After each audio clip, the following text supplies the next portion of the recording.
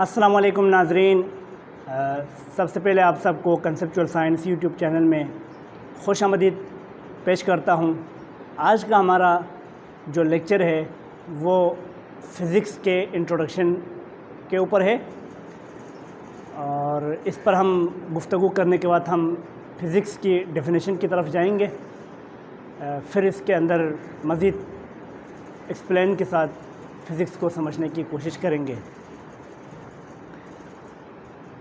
मुअज़्ज़िज़ सामीन, यूँ तो पूरी दुनिया में बहुत सारी एप्लीकेशंस, बहुत सारी इंडस्ट्रीज़, फैक्ट्रीज़ लेवल पर, या आप इंटरनेट की लेवल पे देखें, मास कम्युनिकेशन की लेवल पे देखें, और सोलर सिस्टम और प्लैनेट सैटेलाइट्स के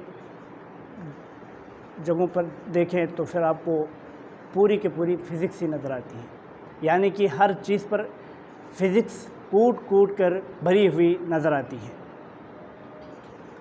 आजकल हम बहुत सारे दूर फासलों पर बैठ के एक दूसरे को जो है ना एक दूसरे के साथ बात कर सकते हैं, तो ये फ़िज़िक्स का नतीजा है। हम खला को चीर फाड़ सकते हैं, तो ये फ़िज़िक्स का नतीजा है। हम बहुत सारी मशीनरीज़ को इस्तेमाल करते हुए महीनों का काम घंटों का काम, महीनों का काम दिनों में, और दिनों का काम घंटों में, और घंटों का काम मिनटों में, मिनटों का काम सेकंडों में हम कर सकते हैं, तो ये फ़िज़िक्स का नतीजा है। मुअज़्ज़िज़ सामीन, हम ज़मीन पर बैठ के आफाक को समझ रहे हैं फ़िज़िक्स के नतीजे में।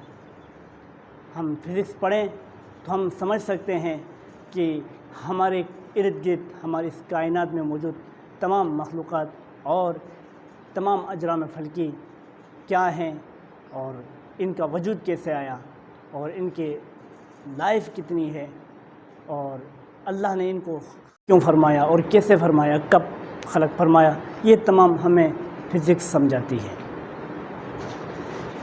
तो हम ये कह सकते हैं physics is the study of nature.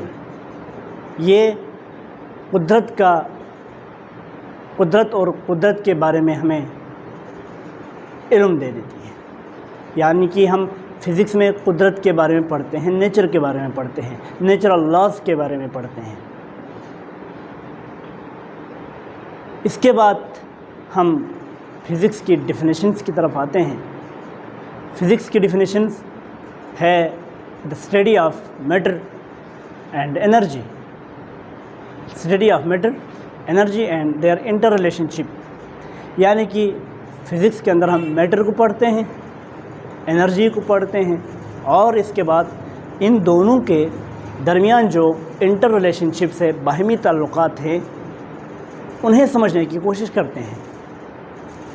Matter, energy और इनके दोनों के दरमियान इंटर रिलेशनशिप्स। तो हम बाद में डिस्कस करेंगे इंटर रिलेशनशिप्स क्या होती हैं।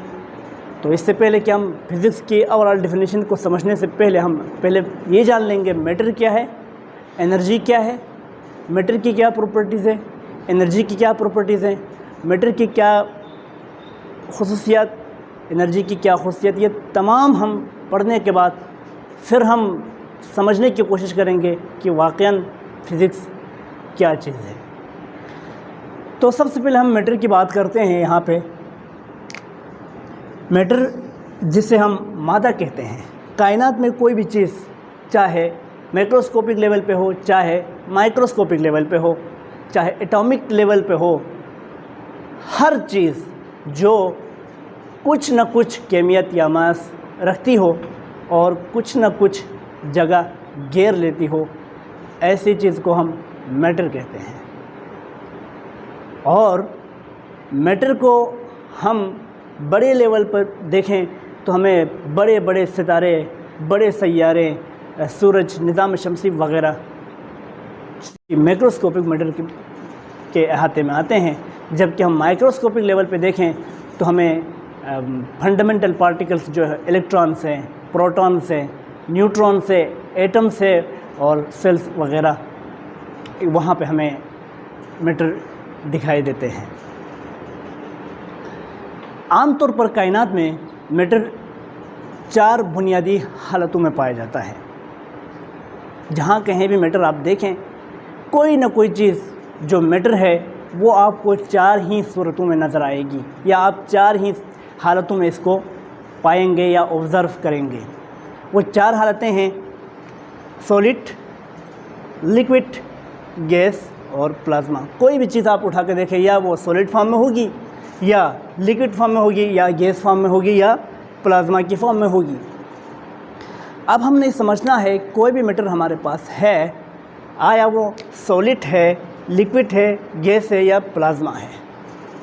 ठीक है, हमने जान लिया एक चीज़ है जो मैटर है, और इसके तीनों स्टेट में से वो मैटर सॉलिड फॉर्म में या लिक्विड फॉर्म में या गैस फॉर्म में या प्लाज्मा की फॉर्म में एग्जिस्ट करता है, तो उसकी प्रॉपर्टीज़ भी होंगी।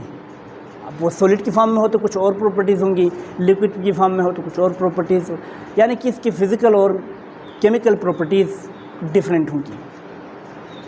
आप पानी को ले लीजिए, पानी की क्या प्रॉपर्टीज़ हैं। पानी एक कंपाउंड है, जो कि हम मैटर कह सकते हैं, कंपाउंड है। आप इसको with the passage of time heat देते चले जाएं, और इसके टेम्परेचर होने के साथ साथ पानी अपनी हालत तब्दील करता चला जाता है। यानी कि पानी को आप स्टार्टिंग से गर्म करें तो कुछ वक्त गुजरने के बाद, यानी कि इसका टेम्परेचर 100 डिग्री सेंटीग्रेड पर पहुंचने के बाद ये पानी उबल जाता है, और मज़ीद इसको फर्दर बॉयल किया जाए तो ये वेपर्स की शक्ल में उड़ जाता है और गैस फॉर्म में कन्वर्ट हो जाता है।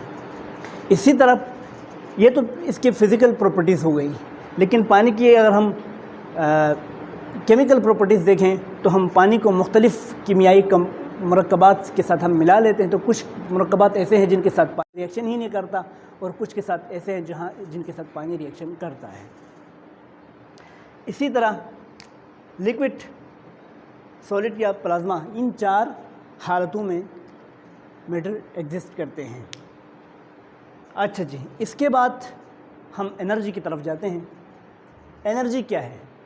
एनर्जी किसी भी ऑब्जेक्ट के अंदर पाई जाने वाली वो एबिलिटी या सलाहियत जो कोई ना कोई काम सर अंजाम दे सकती हो, उस कैपेबिलिटी को या उस एबिलिटी को हम एनर्जी कहते हैं।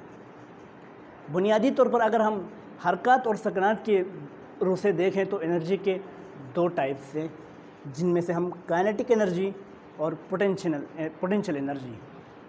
काइनेटिक एनर्जी वो एनर्जी है जो किसी बॉडी की मोशन की वजह से उसके अंदर आ जाती है, ठीक। और पोटेंशियल एनर्जी वो है जो किसी भी ऑब्जेक्ट की पोजीशन के ऊपर अंडर द ग्रेविटेशनल एक्सेलरेशन या ग्रेविटी किसी भी बॉडी की पोजीशन की वजह से उस बॉडी के अंदर पाई जाती है। मिसाल के तौर पर मेरे पास ये मार्कर है, ये मार्कर मैं यहाँ से गिराऊंगा तो इसके अंदर कुछ एनर्जी है, और नीचे जब ज़मीन पर जाकर टकराएगी तो ये ज़मीन पर एक थोड़ा सा खाई बना लेगी। लेकिन उसी मार्कर को मैं थोड़ा ऊपर से फेंकूँ तो वो ज़्यादा तेज़ी से आके ज़्यादा खाई बनाएगी। वो इसलिए कि इसकी पोजीशन पहले यहाँ थी, बाद में पोजीशन यहाँ पे है। अब इसी तरह हम जितना अर्थ के सरफेस से हम जितने बॉडीज़ को ऊपर लेकर चले जाएं, उसके अंदर ग्रेविटी चेंज होगी, हाइट चेंज होगी, जिसके नतीजे में इसकी पोटेंशियल एनर्जी भी चेंज होती चली जाएगी। इसके अलावा एनर्जी के और भी अक़साम हैं, जिनको हम हीट एनर्जी, साउंड एनर्जी वगैरह बहुत सारी एनर्जी से फॉर्म्स ऑफ एनर्जी हम कह सकते हैं। वो हम आगे जाके डिटेली पढ़ेंगे इसी कोर्स में। अब हम जानने की कोशिश करते हैं बाहमी ताल्लुकात क्या हैं, इंटर रिलेशनशिप्स क्या हैं। इंटर रिलेशनशिप्स मीन्स मैटर और एनर्जी। कहा यह जाता है matter is nothing but compact form of energy. Matter खुद एक चीज़ नहीं है, बल्कि एनर्जी का कम्पैक्ट फॉर्म में है। एनर्जी जब जमगठे में होती है, बहुत ही हाईली डेंस सिस्टम में होती है, तो उसको हम मैटर कहलाते हैं। लेकिन मैटर को हम अगर डिकम्पोज करें, कन्वर्ट करें, तो फिर ये एनर्जी के मुख्तलिफ़ हालतों में हमें मिलता है।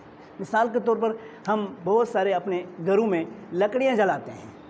जलाने से पहले लकड़ियाँ तो हमें मैटर की सूरत में हमारे पास होती हैं, लेकिन हम जब घर में इसको जला लेते हैं एज ए ईंधन, तो क्या हो जाता है, लकड़ियाँ जल के राख हो जाती हैं, जिसके नतीजे में बहुत सारी हमें हीट मिलती है, तो एनर्जी हो गई। इसी तरह आप